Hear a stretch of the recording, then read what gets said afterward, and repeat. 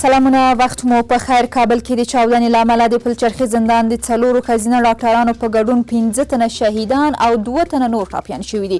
د کابل د پولیسو وایاند وایي چې چاودنه نن سهار د ومې حوزې په اړوند سیمه کې شوې ده. د افغانستان د مشرانو جرګه وایي چې د پښتون ژغورنې غورځنګ مخکښ غړی علي وزیر د ژر تر ژره له بنده خوشي شي. د دغه جرګې مشر حفظ الهادي مسلمیر د علي وزیر په نیول کېدو خفګان څرګند کړی دی. امریکا وایي له افغان ځواکونو ملاتړ ته دوام ورکوي. د امریکا د پوځ مرکزي قوماندانۍ قوماندان جنرال کینزي تېره ورځ له ولسمشر غني سره په ارګ کې کتلي دي.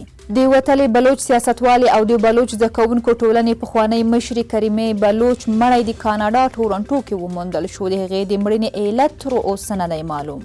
او د آزاد سیالیو لوبغاړی احمد ولي هوتک له برازیلي لوبغاړي لیوناردو باربوسا سره په کابل کې لوبه کوي. هوتک ویلي چې دا لوبه به د راتلونکي 2021 میلادي کال د فبرورۍ په 21 نیټه ترسره شي.